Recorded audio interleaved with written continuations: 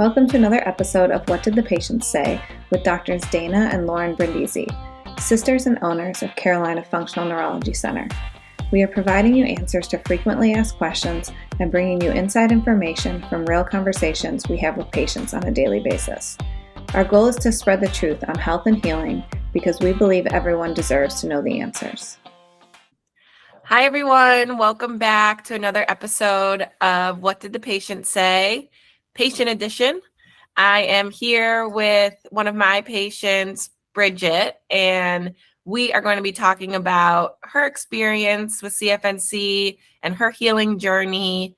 And thank you so much, Bridget, for being on with us. Absolutely. I'm happy to be here. So let's just jump right into it. Can you tell us what kind of diagnosis or symptoms were you having initially? It started in January of 2020, which was right about when COVID started too. My first symptom, which I didn't know at the time, was an adrenaline dump. I felt like I was about to pass out. I felt like all the blood rushed from my body. I thought I was going to pass out in the middle of a Target. Nothing prompting to it, just all of a sudden hit me. They called 911. The ambulance came, they checked my vitals. But then it just kind of progressed from there. I was getting adrenaline dumps and paresthesis just on my left side, chest pain, chronic fatigue that was extreme to the point where I didn't even want to chew my food or get out of bed. The symptoms were kind of across the board. And it just kept getting worse and worse. And then when COVID hit in March of 2020, it was very difficult to get care, because I didn't know what was going on. And of course, like the symptoms kind of presented almost the same as having a heart attack or having a stroke. And so the first thing you do is rush to the emergency room and, you don't have COVID and you're not actually having a heart attack or a stroke. So they just put you in the waiting room for like 25 hours and they tell you you're having, it's just anxiety because of COVID. So that was kind of my initial symptoms and how it kind of got started. Okay. Yeah, thank you so much for sharing that.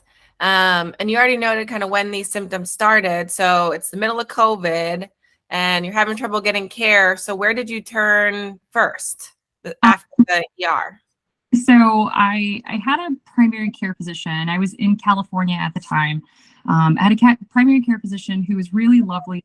She believed me, but she didn't know how to help because I got the gambit of tests. I saw an endocrinologist, a cardiologist, a neurologist. They sent me to every specialist and they were running all the tests and nothing was really coming up on the general testing.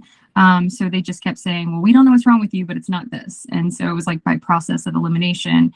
And it just got very frustrating because I had no quality of life. I was barely able to function. It was, having to be stuck at home, even though I was working from home, was almost a blessing. Like COVID was awful, but it was almost a blessing to me because I would have never made it if I had to go into work because I was an event director and it was very, physical. Like you have to be there and present.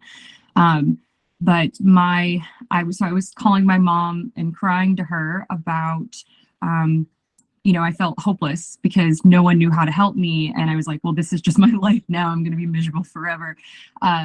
And she has a heart condition. She has mitral valve prolapse, and she just so happened to be going in to see her cardiologist who specializes in rare conditions associated with heart conditions.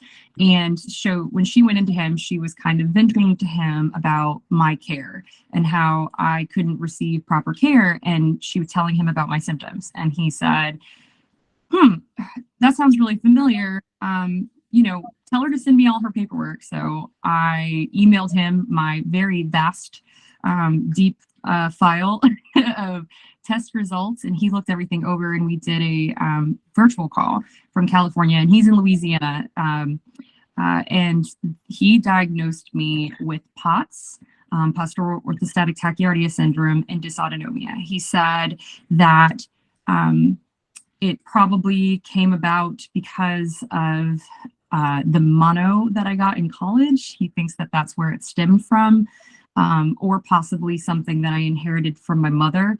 I do not have the heart condition that she has, but you can inherit POTS from parents, apparently. I found that out.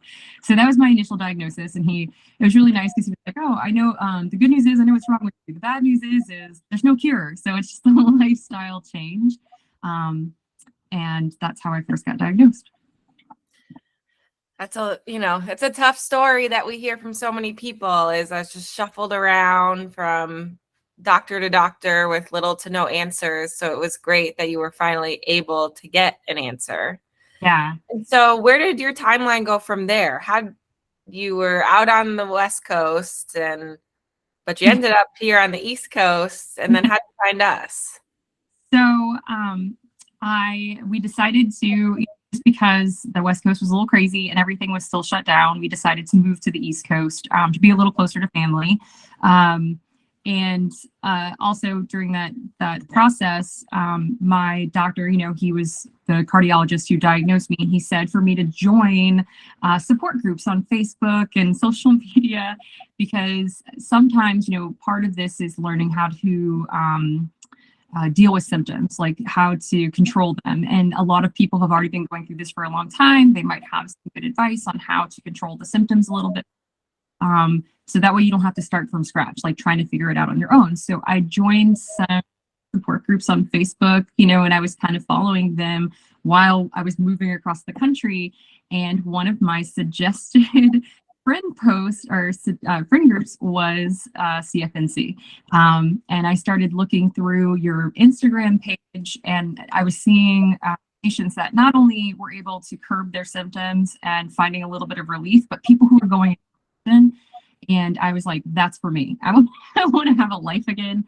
I want to be able to function on a regular basis and just not feel like garbage all the time. And so that's when I knew that we were coming to the East Coast and I was going to be within driving distance, I reached out and sent you guys all my crazy paperwork as well. And that's how I found you guys, and just because you said you could help me. And then you came in for an exam. So we finally were able to get you here. We did the exam and, confirmed and agreed you definitely had POTS. And we said, we think that there are some things that we can do for you. So tell us a little bit about your experience once you started treatment and what really happened for you in terms of your health journey at that point.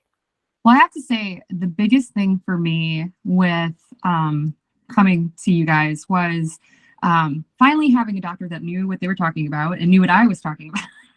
Like, that makes such a difference, because other than the one doctor that diagnosed me, who was also long distance, I was having to educate every doctor that I go to, which was really difficult, because it's like they're supposed to be giving you care, but you're telling them what's going on. And then they're just like, well, I don't know what you're talking about. So just being able to come to you guys and you knowing what I was talking about was such a relief. I think I cried in your office.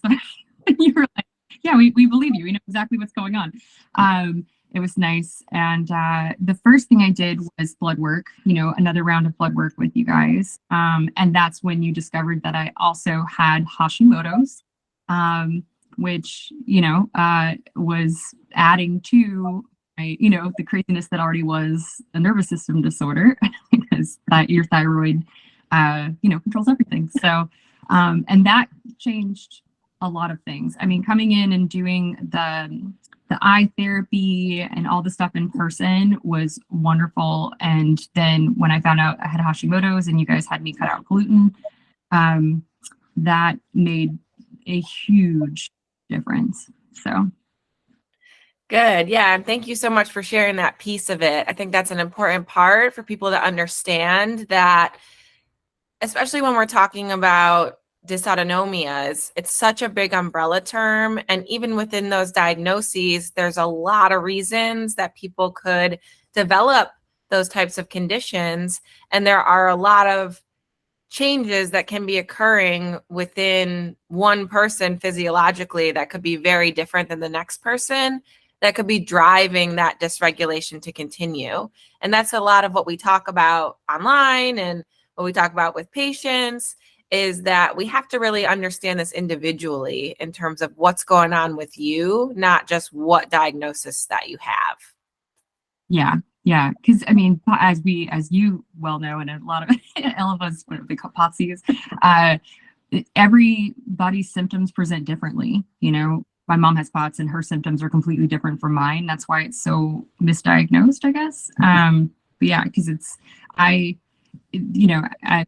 CFNC, you guys took care, like you treated my specific diagnosis, which I know is probably different than other patients too. So it was very care specifically designated for my needs. And that I think is what made the biggest difference, to be honest. Because, if you're just blanket treating across the board, it would have never worked for me because I don't present the same as other people or typical. Yeah, exactly. So how are you feeling now? Actually, I haven't even seen you in person in a while at this point. Yeah. I still have good days and bad days. As I said in the beginning, there is no cure for it. But when I cut out the gluten, which, was difficult, because I was raised in an Italian household, so gluten was life. Lots of bread, lots of pasta. But honestly, I quit cold turkey the day that I came into your office and you told me that I had the beginning stages of Hashimoto's, and then if I cut out gluten, I would feel better. I went home and never looked back. I mean, it was an easy decision to make because after a couple of months, I guess once it had all gotten out of my system, a lot of the crazy symptoms I was having just kind of disappeared, slowly but surely. But now I feel again, I go back to work in person instead of just being at home in bed and like using my computer. I feel like I'm in a stage of remission, just like I saw on your social media pages. It changed my life because I'd given up for a minute there, and now I feel like a human again, not just a shell of what I used to be. But yeah, still, like I said, still have symptoms every once, usually brought out by stress that I've brought on myself. But it's complete turnaround. Just feels so much better. So tell the audience a little bit about what your management looks like now. Like you say, you have good days and bad days, but what do those bad days really look like, and how do they compare to what a bad day was before? So a bad day, what it was before, was just complete miserable. I had the worst brain fog. It felt like bees would be buzzing in my head. I couldn't focus. I was having super sensitivity to light. And then I would get the paresthesis, like the numbness or tingling sensation just on the left side of my body. And I would just have to like lay down and not in the dark, nothing, just like a blob. That's how I felt, like just the blob. And then I would get like sharp chest pains. It would, just cause me, like, takes your breath away, and like I just felt miserable all the time. And those were like the bad days. And when, after treatment, like after my rounds of treatment and then cutting out the gluten and, staying on top of curbing the symptoms and just being educated on what to do and what not to do through, all of the therapy I did in the office. Now, I just come in for maintenance if necessary, and I do my blood work once a year or twice a year. And, we do our televisits or our phone calls just to check in. But I mean, my bad days now are maybe a little bit of brain fog, a little bit of it, a little bit of the fatigue. But honestly, before I started presenting my crazy symptoms, I would get those kinds of days where you're just like tired and exhausted. So it feels more like a normal, just exhausted day, as opposed to feeling like I was dying. Well, we're glad you're not feeling that way anymore. Yeah. For the audience, I haven't seen Bridget in person since August 2022. Mm-hmm. So we've done one telehealth call since then, which was in March, and things have gone really well. So we pretty much dismissed her from care and said, call if you need us. So we're always here, but that doesn't mean that everybody's going to be seeing us, constantly for the rest of their lives.